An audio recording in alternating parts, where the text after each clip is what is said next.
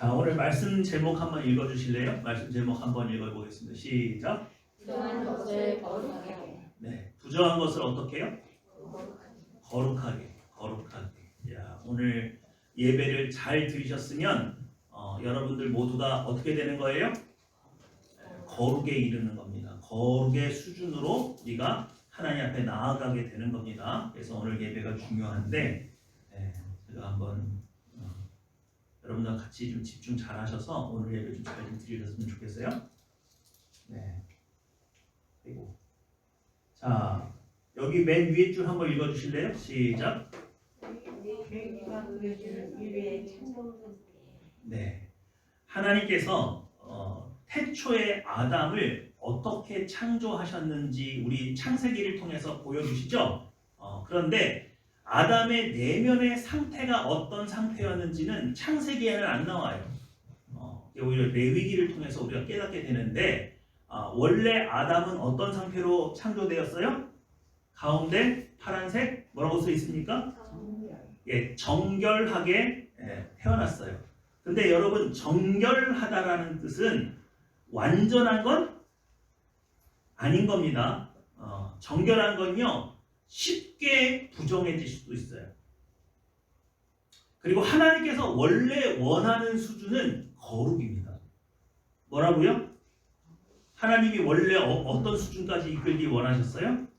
예, 거룩의 수준까지 이끌기를 원하셨어요. 그런데 아담은 태초에 창조될 때는 어떤 수준이었다고요? 정결한 수준이었다고요. 자, 그래서 저쪽에 옆에 화살표 보이죠? 아담하고 밑에 있죠? 네, 이 글씨 한번 읽어볼까요? 시작. 뭐라고 돼 있어요? 연약. 그 다음에 실수. 그 다음에 네? 불완전. 그 다음에 가변성. 그렇게 돼 있죠. 그 얘기가 뭐예요? 아담의 상태는 아직 연약해서 뭘 할 수도 있어요? 실수를 저지를 수도 있고, 그리고 완전해요? 아직은 불완전해요? 아직은 불완전해서 하나님의 거룩한 데까지 도달하지 못했기 때문에 어떤 상태로도 내려갈 수도 있어요? 부정한 상태로도 갈 수 있다. 그래서 가변적이라 그랬습니다. 이 정결한 상태라는 것은요, 굉장히 주변 환경에 영향을 많이 받는 상태예요. 우리 옛날에 유교에서 한자로 이렇게 배웠죠. 근묵자 흑, 근주자 적 그랬습니다. 근묵자 흑이 뭐예요? 검은 사람을 가까이 하면 어떻게 되고? 검게 변하고, 붉은 색깔을 가까이 하면 어떻게 돼요? 붉게 변한다. 그죠? 그러니까 아담은 약간 백지 같은 상태로 태어난 거예요. 거기에 완전한 거룩한 그림이 그려져 있어요? 아직 아무것도 안 그려져 있어요? 그래서 마음 먹기에 따라서 거룩한 그림이 될 수도 있고 어떤 그림이 될 수도 있는 상태, 부정한 그림이 될 수도 있는 상태예요. 자, 그러면 여러분, 정결했다가 부정하게 되는 가장 첫 번째 이유가 뭘까요? 아담은 정결한 상태로 창조가 되었는데 부정한 상태가 되는 첫 번째 이유는 뭘까요? 죄죠? 네, 맞아요. 네. 뭐예요? 죄와 실수예요. 실수는 뭐예요? 내가 고의성은 없지만 법을 어기는 거예요. 이해가 되시죠? 그러니까 우리는 연약해서 뭣도 지을 수 있어요? 실수도 할 수 있어요. 성경의 대표적인 예가 뭐냐면 도끼를 가지고 나무를 하러 가는데 옛날 도끼가 도끼 날이 도끼 자루에서 잘 빠져요. 그러다 보니까 도끼질을 하다가 도끼 날이 훅 빠져가지고 옆에 있는 사람은 어떻게 한 거예요? 친 거예요. 그래서 그 사람은 죽었어요. 그래서 현행법에도 이런 식으로 죽일 고의성이 없었는데 사람을 죽게 되면 어떤 법이 적용이 돼요? 그 사람의 형벌이 뭐예요? 과실치사가 되는 겁니다. 그러니까 꼭 고의로만 죄를 짓는 게 아니라 실수로도 죄를 지을 수 있죠. 자, 그러면 성결에서 거룩으로 가는 건 어떻게 돼요? 또 거룩에서 다시 성결로 내려오게 되는 이유는 뭘까요? 뭐 때문에 그럴까요? 우리가 어떻게 해야 거룩해져요? 자, 여러분 지금 거룩한 상태로 오셨어요? 정결한 상태로 오셨어요? 부정한 상태로 오셨어요? 요겁니다. 시작. 성령 충만하냐? 성령 소멸했느냐에 따라서 거룩한 상태도 됐다가 어떤 상태로 내려와요? 다시 정결한 상태로도 내려옵니다. 소멸됐다고 해서 바로 죄로 가는 건 아닐 수 있어요. 이해가 되시죠? 자, 그런데 여기서 우리가 의문점을 하나 가져야 돼요. 그게 뭐냐면 요겁니다. 구약의 제사는 어떤 역할을 했을까요? 옛날에 죄 지으면 그 죄를 씻으려면 뭘 해야 돼요? 제사를 지냈죠? 그러면 여러분 죄를 지었다는 얘기는 지금 이 세 가지 상태 중에 어떤 상태가 됐다는 거예요? 부정한 상태가 됐다는 얘기죠. 그러면 구약의 동물을 잡아서 피의 제사를 지내면 속죄제와 속건제를 지내면 여러분 속죄제는요 뭐를 없이 하는 거예요? 속죄니까 죄를 없이 하는 거예요. 그럼 속건제는 뭘까요? 그 죄에 따른 책임과 배상을 없이 하는 거예요. 그러니까 예수님의 십자가 사건은 우리의 죄만 없앤 게 아니라 우리가 그 죄로 인해서 마땅히 받아야 될 형벌과 보상의 책임까지도 면제받는 겁니다. 이해가 되시죠? 자, 그러니까 부정한 상태에서 제사를 지내면 정결로 가요? 거룩으로 가요? 어디로 갈까요? 자, 50대 50 확률이니까 나는 정결로 간다. 손 들어보세요. 나는 거룩으로 간다. 뭐예요? 없어요? 궁금하죠? 요거 조금 헷갈린단 말이에요. 그러니까 구약의 제사는 우리를 부정해서 정결로 가게 하는 거냐, 거룩으로 나아가게 하는 거냐, 요거 헷갈린단 말이죠. 그래서 오늘 요거 말씀을 좀 볼 필요가 있습니다. 자, 레위기 5장 2절에서 3절은요 원칙을 하나 제시하고 있어요. 그래서 그 원칙을 한번 읽어볼게요. 2절 말씀 한번 읽어볼까요? 2절입니다. 시작. 만일 누구든지 부정한 것들, 부정한 들짐승의 사체나 부정한 가축의 사체나 부정한 곤충의 사체를 만졌으면 부지중이라 일지라도 그 몸이 더러워져서 허물이 있을 것이고. 네, 부정한 거 만지래요? 만지면 된대요? 안 된대요? 근데 여기서 말하는 부정한 게 뭐예요? 네? 들짐승의 사체나 가축의 사체는 어떻게 된 거예요? 부정한 거죠? 그러니까 구약 시대에는 곤충의 사체도 만지면 돼요? 안 돼요? 안 돼요. 그거 만지면 누가 더러워져요? 우리가. 그죠? 아까 정결했던 사람이 갑자기 어디로 떨어져요? 부정한 것으로 되는 겁니다. 그죠? 그러면 사람의 시체는요? 부정해져요. 만지면 돼요? 안 돼요? 안 돼요? 무슨 말인지 아시죠? 자, 근데 여기 3절 볼게요. 3절 시작. 만일 중에 어떤 사람의 부정에 당하는데 그 사람의 부정이 어떤 부정인지 그것을 깨달았을 때 허물이 있을 것이고. 네. 여러분 제가 오늘 여러분에게 레위기 5장 2절 말씀과 3절 말씀을 읽게 하는 이유가 있어요. 여러분 오늘 본문 말씀에 마가복음에 보면 12해 동안 혈류증 앓던 여인이 있었죠? 이 여인은 지금 정결한 상태예요? 부정한 상태예요? 부정한 상태예요. 그러니까 이 여인이 누구를 만지면 그 사람은 어떻게 돼요? 부정하게 되는 거예요. 그런데 이 여자가 뭐라고 생각했어요? 내가 누구를 만지면 병이 낫겠다? 예수님을 옷자락이라도 만지면 뭐 하겠다? 정결하게 되겠다 라고 마음을 먹었다는 거예요. 이게 가능한 생각이에요? 이거 불가능한 생각이에요? 구약 성경을 믿고 있는 이스라엘 사람들, 유대인의 머릿속에는 이런 생각은 감히 할 수조차 없는 것이고 이거는 선지자를 부정하게 만드는 거니까 큰 죄예요. 믿으시죠? 근데 왜 이런 생각을 하게 했을까요? 왜 이런 결론에 도달하게 됐을까요? 구약에 이걸 믿고 있는 사람이 어떻게 자기 자신이 지금 부정한 상태인데 예수님을 만지면 내가 정결하게 될 거라고 생각을 했을까요? 이게 가능한 생각이 아니라고 했죠? 또 하나 있어요. 자, 야이로라고 하는 회당장이 있는데 딸이 곧 뭐 하게 됐대요? 죽게 생겼대요. 그래서 예수님을 빨리 모셔오려고 그랬죠. 근데 모셔가는 도중에 이 혈류증 걸린 여인이 갑자기 소동을 일으키는 바람에 타이밍을 놓쳐버렸어요. 그래서 이 아이가 어떻게 됐어요? 죽었대죠. 그래서 집에서 사람을 보내가지고 아유 이미 죽었는데 어쩝니까? 선생님 모셔봐야 소용이 있다 없다? 없다. 그러니까 돌려보내시라. 근데 예수님이 뭐래요? 이 아이가 죽은 게 아니라 뭐 한대요? 잔다라고 하면서 지금 죽어 있어요. 여기 동물의 사체만 부정한 게 아니라 사람이 죽은 사람을 만지는 것도 부정한 거예요. 그러면 선지자나 제사장 같았으면 이 아이 몸에 손을 댔겠어요? 안 댔겠어요? 안 댔겠죠? 그죠? 근데 예수님은 손을 댔어요. 그랬더니 어떻게 됐어요? 아이가 살아났어요. 여러분, 이 레위기의 말씀을 여러분이 모르고 그냥 오늘 본문을 읽으면 아 신기하다. 예수님 참 능력이 대단하시네. 이 수준에서 말 거예요. 그런데 여러분 오늘 레위기 성경에 있는 이 말씀을 빗대어서 다시 한번 오늘 본문을 읽어보면 신기하네 정도가 아니라 부정한 것이 뭐하게 된 사건이에요.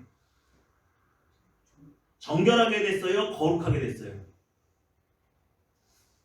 네? 이거 거룩해진 사건이에요. 한순간에 제사 지냈어요? 안 지냈죠? 지금 뭐 어린 양을 잡아다가 지금 제사 지내고 뭐 이렇게 해가지고 지금 이 아이가 이 여인이 부정했는데 갑자기 정결케 됐어요? 그런 거 아니죠? 오늘 이 사건이 얼마나 대단한 사건이냐? 인류 최초로 부정해진 것이 갑자기 거룩해진 사건이에요. 이런 건 전에도 이런 사건을 들어본 적이 있어요? 없어요? 이건 전무후무한 사건이에요. 믿으십니까? 기존의 이스라엘 백성이 부정해 있다가 정결로 가는 것만도 양의 피를 잡아서 제사를 지내야 되는데 아무것도 하지 않았는데 예수님의 권능이 갑자기 혈류증 걸린 여인에게로 나가더니 이 부정한 여인이 거룩해졌어요. 또 죽어있던 부정한 아이가 갑자기 영혼이 돌아와서 거룩해졌어요. 부정해서 정결하게 되는 것도 대단한데 거룩해졌단 말이에요. 이게 보통 사건이에요? 보통 사건이 아니에요. 근데 여러분 이거를 시간상으로 보면요 더 재밌는 게 뭐냐면 5장 1절에서 21절까지는요 귀신 들린 사람 얘기가 나와요. 근데 이 귀신 들린 사람이 예수님으로 말미암아 자유를 얻거든요. 이게 세트로 묶여 있어요. 귀신이 떠나가고 혈류증 걸린 여인의 질병이 낫고 죽은 사람이 살아났어요. 이 모든 세 개를 5장의 세트로 싹 묶어놔 버렸어요. 왜요? 이 세 가지 사건의 공통점이 뭐니까? 부정한 것이 정결의 수준을 넘어서 뭐하게 돼서 거룩해졌다. 이거는 구약을 알고 있는 구약시대의 성도들 입장에서는 도저히 이해가 안 되는 사건이고 있을 수 없는 사건이에요. 이렇게 간단하게 될 일이 아니에요. 그런데 어떻게 이게 가능했냐. 이게 여러분이 마가복음 5장을 읽을 때 여러분들이 유대인이 아니기 때문에 유대인의 제사와 유대인의 율법을 모르기 때문에 그냥 신기하다. 예수님은 이런 능력이 있는 분이구나. 귀신도 내쫓는구나. 질병도 낫게 하는구나. 그리고 죽은 사람도 살려내는구나. 그렇게 생각하고 넘어가실 텐데 이게 이스라엘 백성 입장에서는 그 정도가 아닌 거예요. 야 이거 어떻게 이렇게 부정하게 거룩하게 야 이게 가능하냐? 이럴 수가 있냐? 이거는 어마어마한 사건이고 들어보지 못한 전대미문의 전무후무한 사건이에요. 이해가 되시죠? 그러니까 여러분이 5장에 있는 일어난 이 사건의 가치를 이해하려면 여러분이 어디를 이해했어야 돼요? 레위기와 출애굽기를 이해를 했어야 돼요. 근데 사실상 레위기와 출애굽기는 한 권이에요. 같은 내용을 담고 있어요. 자, 그래서 다음 한번 보겠습니다. 자, 출애굽기에도 또 하나의 원칙이 있거든요. 출애굽기 한번 읽어볼게요. 29장 41절에서 43절까지 있습니다. 자, 근데 요 전에 제가 질문 하나 드려볼게요. 여러분, 출애굽을 한 뒤에 하나님이 이제 이스라엘 백성과 함께 사시게 됐죠. 그래서 신혼집을 차려요. 그 신혼집의 이름이 뭐예요? 네? 신혼집의 이름이 뭐예요? 아니, 텐트 쳤잖아요. 텐트 뭐라고 그랬어요? 텐트를. 네? 성막. 성막이 신혼집이에요. 신이 인간과 함께 다시 거주하게 됐어요. 에덴 동산을 제외하고 그랬던 적이 있어요, 없어요? 없었다가 출애굽을 한 뒤에야 비로소 인간과 하나님이 다시 함께 살기 시작한 사건이에요. 근데 이 성막을 이루는 지칭하는 이름이 세 가지가 있습니다. 첫 번째가 뭐겠어요? 당연히 성막이죠. 그 다음에 또 뭐라고도 불렀어요? 네? 그건 성막 안에 있는 이름이고 성막을 세 가지로 불렀다고. 성막이라고 했고 두 번째는 뭐냐면 증거막. 뭐라고요? 증거막. 거기에는 언약을 증거하는 성물이 있었죠. 그래서 증거막이라고 했단 말이에요. 그 다음에 한 마지막이 뭐냐면 회막이에요. 회막. 뭐라고요? 자, 따라해 봅시다. 성막, 성막, 증거막, 증거막, 회막. 회막. 이게 다 같은 말이에요. 믿으시죠? 근데 회막이라고 하는 뜻은 만나는 장소 이 뜻이에요. 모일 회자. 그럼 누구와 누가 만나는 거예요? 하나님과 이스라엘 백성이 만나는 거. 성막은요, 거룩한 것이 임해 있다는 뜻이에요. 거룩한 장소라는 뜻이에요. 믿으시죠? 그리고 증거막은 뭐요? 하나님이 이스라엘 백성과 맺은 언약의 증거들이 그 안에 있기 때문에 증거막이라고 했어요. 자, 그런데 여담이긴 한데 여러분이 교회 좀 다니시고 신앙생활 좀 하다 보면 다윗의 장막이라고 하는 거 들어보셨어요? 자, 다윗의 장막은 뭘까요? 다윗의 장막 들어보셨어요? 잘 모르시겠어요?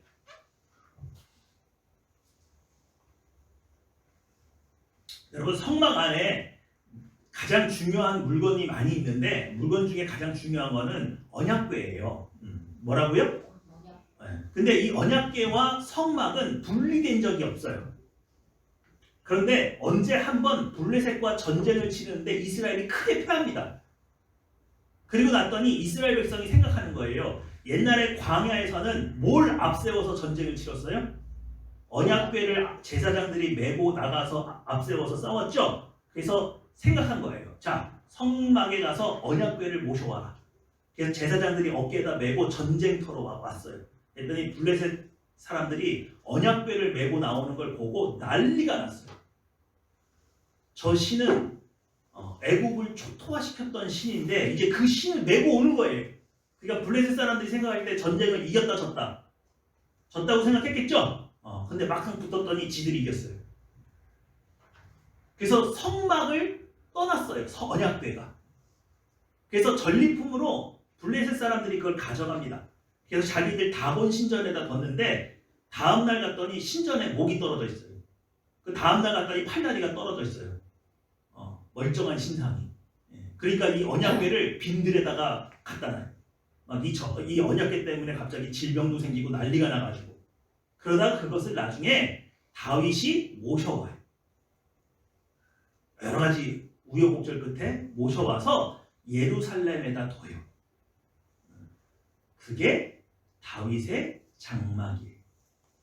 이해가 되십니까? 그러면 기존의 장막과 다윗의 장막은 무슨 차이가 있어요?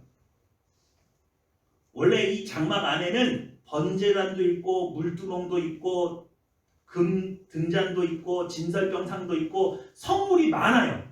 그런데 이 다윗의 장막에는 뭐만 있는 거예요? 언약궤만 있는 거예요. 그래서 다윗이 이 성막 안에 언약궤밖에 없으니까 여기다가 성가대를 뽑아가지고 24시간 내내 하나님 앞에 드리는 찬양을 하기 위해서 성가대를 돈 주고 사서 거기에다 갖다 놔요. 그게 다윗의 장막이에요. 그러니까 다윗의 장막에는 항상 뭐가 끊이지 않았다? 찬양이 끊이지 않았다. 그럼 언제 다시 이 성물과 성막이 다시 합쳐져요? 솔로몬 때에 가서 솔로몬이 성전을 지은 다음에야 이게 다시 합쳐져요. 이해가 되시죠? 그러니까 여러분 다윗의 장막이라는 표현이 있기는 있어요, 없어요? 있어요. 그거를 좀 여러분 기억을 좀 하시면 좋을 것 같습니다. 자, 본문 한번 읽어볼까요? 본문 출애굽기 29장 41절에서 43절 시작. 아침에 한번처럼 수제와 전제를 그것과 함께 구워 향기로운 냄새가 되게 하여 여호와께 화제로 삼을지니 이는 너희가 대대로 여호와 회막문에서 늘 드리는 번제라. 내가 거기서 너희와 만나고 내게 말하리라. 내가 거기서 이스라엘 자손을 만나리니 내 영광으로 말미암아 회막이 거룩하게 되리라. 네, 여러분 모세가 지은 이 회막은 그냥 사람들이 만든 텐트예요. 이게 인간들이 만든 거라 이게 뭐 기존에 쓰던 거하고 뭐 별 달라요? 비슷해요. 비슷하죠? 근데 최고급으로 만들긴 했어요. 당시 기술로서는. 그런데 이게 회막이 갑자기 뭐가 되는 거예요? 성막이 되는 데에는 딱 한 가지 이유가 있는 거예요. 여기 빨간색 글 제가 줄 쳐놨죠? 어떻게 갑자기 회막이 성막이 됐어요? 하나님의 영광으로 말미암아 회막이 어떻게 됐어요? 거룩하게 됐대요. 그러니까 여러분 어떻게 정결한 사람이 거룩해져요? 다시 평범한 텐트가 왜 이게 회막이 아니라 갑자기 성막이 됐어요? 누가 임하셨기 때문에 하나님의 영광이 임했기 때문에 그곳이 갑자기 어떻게 됐어요? 거룩한 집이 됐다고요. 거룩한 텐트가 됐다고요. 믿으시죠? 그러면 여러분 사람은 다 똑같아요. 우리 중에는 부정한 사람이 있고 좀 정결한 사람이 있을 수 있겠죠? 그런데 일순간 누가 임하시면 하나님이 그에게 임재하시면 그 사람이 갑자기 어떻게 되는 거예요? 거룩한 사람으로 바뀌는 거예요. 믿으시죠? 다시 한번 정결에서 어떻게 성결로 올라가죠? 하나님의 임재로 말미암아. 그럼 어떻게 돼요? 성령 충만한 사람이 되는 거예요. 믿으시죠? 그럼 오늘 이 사건을 다시 한번 보면 이렇게 되는 겁니다. 예수님이 지금 혈류병 걸린 여인이 부정한 상태인데 원래 부정한 사람이 멀쩡한 정결한 사람을 만져도 이 사람도 뭐가 돼요? 부정하게 되죠? 그런데 이 부정한 여인이 모든 사람을 부정하게 할 수 있는 그런 죄가 있거나 질병이 있는데 갑자기 어떤 분을 딱 만졌는데 그분으로 말미암아 내가 회복되고 거룩해졌다면 이분은 누구예요? 이분은 누구예요? 하나님이죠. 네? 사람을 거룩하게 만들 수 있는 건 누구밖에 없어요? 하나님밖에 없어요. 그러니까 여러분 마가복음 5장에 있는 이 사건은 예수 그리스도께서 자신의 본분을 드러내신 사건이에요. 이 사건을 경험한 이스라엘 백성은 예수님을 누구라고 인정할 수밖에 없어요? 하나님의 거룩하신 성자로. 그죠? 하나님의 아들이거나 하나님이시거나. 이해가 되십니까? 그래서 다시 한번 그냥 사람들이 모이던 회막이었는데 이게 갑자기 성막이 될 수 있었던 이유는 뭐 때문에 그랬어요? 누가 임하셨기 때문에. 하나님의 영광이 그 회막에 뭐 하셨기 때문에? 임재하셨기 때문에. 이런 일이 구약 성경에 반복돼서 나타납니다. 하나님께서 여호수아에게 전쟁을 이끌라고 맡겨주시고 가나안 땅으로 진격하게 하셨어요. 근데 가나안 땅에 갔더니 왜 천사가 서 있는 거죠? 그래서 너는 나를 위해서 왔냐 아니면 적을 위해서 왔느냐 물었더니 나는 여호와로 말미암아 왔다고 그렇게 말을 하는데 갑자기 뭐라고 그래요? 발에 신을 벗으래요. 여기는 어떤 땅이니까? 거룩한 땅이래요. 여러분 잘 생각해 보세요. 가나안 땅에서 하나님께 제사 지낸 적이 있어요? 없죠? 그러니까 거긴 거룩한 땅이겠어요? 거룩하지 않은 땅이겠어요? 거룩하지 않은 땅이죠? 근데 거기에 지금 누가 임해 있으니까? 하나님이 임재해 계시니까 갑자기 그 부정한 땅이 어떠한 땅으로 바뀌었어요? 거룩한 땅으로 바뀌었어요. 그러면 여호수아의 전쟁의 본질은 뭐냐면 죄로 말미암아 부정해진 땅을 정복해서 정결한 땅으로 만드는 거예요. 뭘로? 제사로. 그러면 이 정결해진 곳에 누가 임하시는 거예요? 하나님의 영이 임하시는 거예요. 이해가 되십니까? 자, 봅시다. 읽어볼게요. 시작. 거룩에 이를 수 있게 부정한 것을 정결하라. 구약 제사의 한계가 뭡니까? 거룩에 이룰 수 있게 부정한 것을 뭐 하게는 할 수 있어요? 정결하게는 할 수 있어요. 근데 뭐를 못해요? 거룩하게 하는 거는 인간이 뭘 어떻게 한다고 되는 일이 아니에요. 그럼 누가 임하셔야 돼요? 하나님이 임하셔야 돼요. 자, 그렇다면 예배는 어때요? 지금 여러분들이 우리가 드리고 있는 이 예배는 어때요? 우리 이 예배는 우리를 거룩하게 하는 거예요? 정결하게 하는 거예요? 네? 만약에 우리가 드리고 있는 이 예배가 정결의 수준이라고 하면 구약의 제사와 똑같은 거네요. 똑같은 한계를 갖고 있는 거네요. 그죠? 근데 만약에 우리가 이 예배를 통해서 우리가 어디에 이를 수 있다면 거룩에 임할 수 있다고 한다면 이건 혁신적인 거죠. 그죠?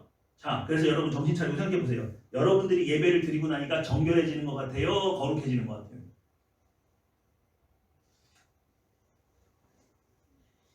네? 어떤 것 같으세요? 거룩해지는 것 같아요? 정결해지는 것 같아요?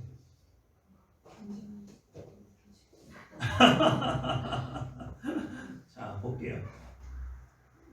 자, 한번 읽어보겠습니다. 시작. 죽은 여인과 죽은 아이를 살리는 사건은 인류 최초로 부정한 것이 거룩해지는 사건. 네, 그죠? 이렇게 정의를 내릴 수가 있겠죠. 그래서 예배는 도대체 어느 수준까지 가는 거냐? 자, 여기 한번 읽어볼게요. 시작. 십자가와 성령이 있는 네, 그것만이 사람을 어디에 도달하게 할 수 있어요? 거룩에 도달하게 할 수 있는 거예요. 이해가 되시죠? 그러니까 여러분 예배 때 뭐가 꼭 있어야 돼요? 회개, 십자가는 회개를 의미하죠? 회개는 우리가 할 수 있어요, 없어요? 있죠? 그럼 여러분의 회개는 어디까지는 이끌어요? 여러분이 회개를 해요. 죄를 짓고 왔어요. 그럼 여러분 지금 부정해요, 정결해요? 부정하죠? 근데 여러분이 이곳에 나와서 죄를 깨닫고 아버지 하나님의 회개를 했어요. 그러면 여러분은 지금 정결로 가요, 거룩으로 가요? 정결로 가죠. 다시 한번요. 갑자기 부정해서 거룩으로 확 올라가는 경우는 흔해요, 흔하지 않아요? 흔하지 않아요. 그러니까 여러분이 교회에 나와서 잘못을 깨닫고 아버지 하나님의 회개를 하면 여러분은 정결로는 갈 수 있어요. 그러나 거룩으로 가는 건 여러분의 능력하고 상관이 없다고 했죠? 그건 뭐만이 가능해요? 성령의 임재 충만 현상. 하나님의 영이 이곳에 뭐 하셔야 돼요? 임하셔야 돼요. 그럼 여러분, 우리가 예배를 드리는 이유는 뭐냐면 예수님께서 그러셨다니까요. 너희 두세 사람이 모인 곳에 내가 어떻게 하신다고요? 함께 하신다고 얘기했다고요. 함께 하신다고. 그러니 여러분, 우리가 이렇게 모여있을 때 그 예수님의 약속의 근거에서 지금 이곳에 누가 임하시는 거예요? 하나님이, 성령 하나님이 이곳에 임해 주셔서 여러분의 예배를 받아요. 그럼 여러분이 어디로 갈 수 있는 길이 열려요? 거룩으로 가는 길이 열려요. 믿으시죠? 네. 자, 읽어보겠습니다. 시작. 회개와 성령의 임재가 있는 예배는 거룩에 이르게 합니다. 네. 그러면 여러분, 이스라엘 백성이 왜 제사로 나왔습니까? 뭘 해결하려고? 죄를 해결해서 어디에 이르려고? 정결하게 되려고. 그러죠? 그러면 여러분은 지금 왜 예배로 나왔어요? 여러분 소원 성취하시려고? 네? 그게 아니라는 거예요. 그게 아니라고요. 기독교는 샤머니즘의 기복신앙이 아니잖아요. 나 혼자 잘 먹고 잘 살고 내 소원 성취하는 걸로 하나님 앞에 나온 게 아니라고요. 우리가 매 주일 정기적으로 주일마다 나오는 이유는 오직 여러분이 부정에서 어디로? 정결로 회개를 통해서, 그리고 성령 하나님의 임재가 있는 곳에 나와서 여러분이 어디에 이르도록? 거룩에 이르기 위해서 우리가 매주 나오는 거예요. 매주. 그러므로 여러분, 우리가 드리는 예배는 거룩이 목표예요? 정결이 목표예요? 거룩이 목표예요.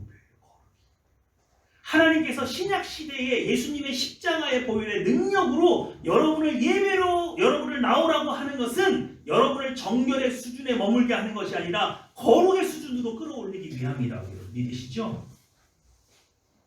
근데요, 이 거룩 안에 들어가면 하나님의 모든 풍요와 권능과 지혜가 있어요. 그래서 이 거룩을 들어갔더니 부수적으로 나의 필요한 것들이 세워지고 내 지혜가 없는 사람이 지혜로워지고 능력이 있어지는 것 뿐이에요. 믿으시죠? 그러니까 여러분이 예배로 나오는 모든 목표는 소원 성취하거나 능력이 부족하거나 지혜를 얻으려고 나오는 거예요? 거룩에 이르기 위해서 나오는 거예요? 거룩에 이르려고 나오는 거예요. 거룩에 이르려고. 믿으시죠? 그래서 여러분이 이 거룩을 입으면, 그래서 여러분이 성령 충만해지면 어떤 현상이 일어나느냐? 내 본성이 가려지고 하나님의 성품이 내 삶을 통해서 나타나요. 내 부족한 능력이 가려지고 하나님의 능력이 나타나요. 믿으십니까? 그래서 거룩에 도달하면 능력 없는 사람이 능력이 있어지고 부족한 사람이 풍요롭게 되는 것 뿐이에요. 하나님은 인류를 무엇을 통해서 풍요롭게 하십니까? 거룩으로 초대하셔서 풍요롭게 하세요. 그러니까 여러분, 우리의 인생의 모든 문제는 회막이라 그랬죠. 회막은 뭐 하는 곳이라고요? 만나는 곳이라 그랬잖아요. 하나님을 만나서 하나님의 수준의 거룩으로 올라가면 인생의 모든 문제는 자연스럽게 그냥 해결이 되는 거예요. 다만 그러니까 우리가 어디에 이르도록 연습을 해야 돼요? 네, 거룩에 도달할 뿐만 아니라 여러분이 교회를 떠나서 다시 세상으로 가서도 그 거룩을 잃어버리지 않을 만큼 숙련되어 있으면, 그죠? 다시 한번요. 여러분, 교회사나 선교사를 읽다 보면 놀라운 점이 있습니다. 그게 뭐냐면 어떤 한 사람이 성령 충만을 받잖아요. 그러면 갑자기 주위에 있는 사람들이 같이 성령 충만이 전달되는 경우가 있어요. 제가 전에도 몇 번 말씀드렸습니다. 평양 대부흥 때 어느 교회에 성령 하나님이 불길이 임했어요. 근데 이 교회에 매일 교회 간다고 두들겨 맞는 여자 집사님이 한 분 계셨는데 이 집회에 참여하신 거예요. 그날도 남편이 술 거나하게 취해가지고 집에 갔더니 이 마누라가 집에 없어요. 이 마누라 어디 갔어요 지금? 뻔하죠? 그래가지고 이번에는 요절을 내야겠다 생각해가지고 도끼를 들었다든지 칼을 들었다든지 하여튼 칼을 같은 무기를 하나 들고 교회를 쳐들어갔어요. 그때 막 교회 안에서 막 난리가 났을 거 아니에요. 기도하고 막 뜨거울 거 아니에요. 그냥 문고리를 탁 잡았는데 문고리를 잡은 그 순간 성령 충만이 여기로 왔어요. 갑자기 문고리 잡았는데 이분이 지금까지 지은 죄가 다 생각나는 거예요. 그래서 거기서 문고리를 잡고 물면서 회개를 하고 있는 거 있죠. 그 와중에 예배가 끝났어요. 그래서 이제 교회 문 열고 나가야 되는데 교회 문이 열려요? 안 열려요? 이 양반이 문고리를 잡고 회개한다고 막 울며 거기서 막 이렇게 서 있으니까 문이 안 열려. 근데 목사님이 이렇게 보니까 맨날 우리 집사님 죽이네 살리네 쫓아왔던 그 불량한 남편이에요. 큰일 났어요. 보니까 막 무슨 뭐 식칼 같은 것도 하나 있는 것 같고 막. 나중에 이 양반이 진정된 다음에 문이 열려서 무슨 일이 있느냐 물어봤더니 이분이 죄를 깨닫고 하나님 앞에 자복하고 있었다. 그죠? 여러분, 그 사건이 무슨 사건하고 같은 사건이에요? 혈류증 걸린 여인이 예수님 옷가에 손을 댔다가 갑자기 거룩해진 거하고 똑같은 사건이에요. 여러분 한 명이 성령 충만했잖아요. 이유도 없어요. 그 갑자기 여러분 알지 못하는 사이에 여러분을 통해서 능력이 나타나서 집단적 성령 충만을 체험한 사례들이 교회사나 선교사에 많이 기록되어 있습니다. 여러분이 누구와 같이 되는 거예요? 예수님처럼 되는 거예요. 그래서 성경을 읽어보니까 예수님이 부활해서 승천하신 이후에 사도 바울이 쓰던 손수건 이렇게 있잖아요. 그죠? 에? 사도행전 읽어보셨어요? 손수건만 가져다가 아픈 사람 얼굴에다 탁 덮으면 그 사람이 어떻게 돼요? 병이 나버려요. 그게 기록되어 있잖아요. 네? 성령 충만은 이런 겁니다. 이렇게 능력이 있어지는 거예요. 근데 여러분, 부자가 되고 싶은 게 목표고 능력 있는 삶을 사는 게 목표여야 되겠습니까? 거룩이 목표겠습니까? 그렇죠. 내가 온전히 마음을 비우고 뭐가 목적이 되면 나의 삶에 거룩에 이르는 게 내 삶의 목적이 되면 이런 문제들은 그냥 없어져요. 그런데 인간의 이 욕심이 잿밥에 더 관심이 많은 거예요. 거룩보다 지금 내 삶의 형편이 빨리 좋아졌으면 좋겠고 부족한 내 지혜와 지식과 능력이 빨리 향상되어서 사람들로부터 주목받는 사람이 되고 싶고 그런 모든 것들을 다 욕망을 좀 할 수만 있으면 내려놓고 거룩을 나의 삶의 목표로 삼을 수만 있으면 그죠? 또 한 가지 있습니다. 여러분 우리 교회가 부흥하려면요 딱 한 가지만 있으면 돼요. 여러분들이 교회로 나올 때 땀만 품지 않고 오직 회개와 내가 오늘 하나님을 만나서 뭘 좀 받아야겠어요? 성령 충만, 하나님의 임재를 경험해서 내가 어디에 좀 도달했으면 좋겠다? 거룩에 좀 도달해봤으면 좋겠다. 이 사모하는 마음으로 완전히 똘똘 뭉쳐버리면 교회는 부흥이 그냥 되지 말라고 해도 돼요. 왜냐하면 여러분들이 여기서 성령 받고 집으로 가든 직장으로 가면 거기에 있는 사람들이 여러분의 성령 충만이 여러분을 건드리면 그 충만이 어디로 가요? 그 사람에게 흘러가죠? 그러니까 예수님 믿겠어요? 안 믿겠어요? 그게 권능으로 전도하는 거예요. 이게 그 원리입니다. 자, 그런데요. 여러분 우리가 한 가지만 더 살펴보고 자, 여러분 여기 42절 말씀 한 번만 더 읽어볼게요. 42절 다시 한번 보십시오. 42절입니다. 시작. 이는 너희가 제대로 여호와 앞 회방문에서 늘 드릴 번제라. 내가 거기서 너희와 만나고 내게 말하리라. 자, 하나님이 만난다라는 거에 뭐가 전제돼 있죠? 그죠? 뭐가 전제돼 있어요? 네? 만나리라라는 말 앞에 뭐가 번제돼 있어요? 번제가 전제돼 있어요. 번제가. 여러분 번제가 뭐냐면 완전히 제사 제물을 태워서 하나님께 드리는 제사예요. 근데 이 번제가 뜻하는 의미가 뭐냐면 완전한 헌신을 의미하는 겁니다. 완전한 순종, 완전한 헌신을 의미하는 거예요. 그러면 하나님께서 여러분을 만나실 때 우리가 예배를 드리는데 누구는 이 예배 현장에서 하나님을 뜨겁게 만나고 어떤 사람은 뜨겁게 만나지 못하는 유일한 이유는 뭐 때문에 그래요? 내가 번제물이 아니어서 그래요. 하나님께서 내게 무엇을 명령하시든 내가 그것을 완전히 순종하고 그것에 완전히 헌신할 마음이 없어서 그래요. 제가 구약의 제사제도대로 제사를 드리는 어떤 교수님을 얘기를 좀 들었거든요. 그랬더니 그분이 저한테 이런 얘기하는 그분이 이제 사람들한테 이런 얘기를 하는 거예요. 목사님들 제사 안 지내 보셨죠? 여러분 그 살아있는 동물이 피를 다 뺀다고 해도 몸에 수분이 남아있어요? 안 남아있어요? 남아있죠? 그럼 그거를 번제단 이 숯불 위에다 다 얹었다 칩시다. 새까맣게 다 잘 타요? 중간에 타다 말아요? 예? 다 안 타요. 잘. 중간에 반드시 불꽃이 다 사르지 못하고 남는 근육 덩어리가 있대요. 그럼 그때 어떻게 하느냐? 전제라는 걸 써요. 이게 뭐냐? 기름을 부어서 그 꺼져가는 불씨를 다시 살려서 완전히 태우는 거를 말해요. 무슨 말인지 아시겠습니까?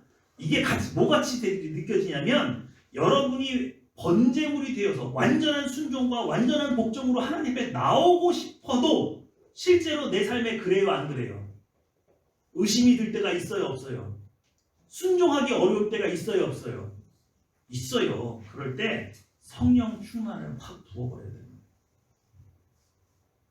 그러니까 완전한 자복도, 완전한 순종도 내 힘으로 되는 경지가 아닌데 그것을 전제로 하나님은 여러분을 만나주신다. 그러니 스스로 완전히 하나님의 뜻에 순복할 의향도 없고 완전히 하나님 앞에 말씀 앞에 순종할 의향도 없는데 예배에 앉아있다고 해서 성령의 임재가 임하는 거 없다. 그건 어려운 일이에요. 여러분은 이미 예수 그리스도의 피의 값으로 구원 받으셨어요? 안 받으셨어요? 받으셨잖아요. 그럼에도 불구하고 나를 하나님 앞에 온전히 드리지 못하고 있는 나를 여러분 스스로 완전히 자복하고 하나님 앞에 나올 수 있어야만 그 번제를, 그 헌신을 근거로 하나님이 여러분을 만나셔서 여러분을 거룩으로 이끄신다는 사실을 꼭 기억하셨으면 좋겠습니다. 기도하겠습니다.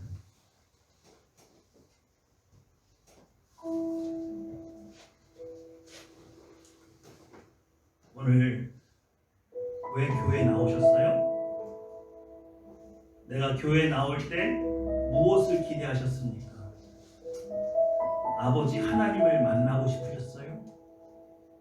그분의 거룩 앞에 도달하기를 원하셨습니까? 그런데 그곳에 도달할 수 없는 부정한 나를 발견하고 너무 슬퍼서 가슴을 치면서 나왔습니까? 아니면 너무도 뻔뻔한 모습으로 내 자신의 부정을 가리고 하나님도 모르시겠지, 그리고 내 개인의 소원과 내 욕망을 채우기 위해서 아버지 하나님을 만나러 나오셨습니까? 오늘 나의 삶을 돌아보시고 내가 하나님 앞에 무엇을 요구하고 있는지 다시 한번 되돌아보고 하나님 앞에 거룩에 이르게 해달라고 요청하는 시간 갖기 원합니다. 기도하겠습니다.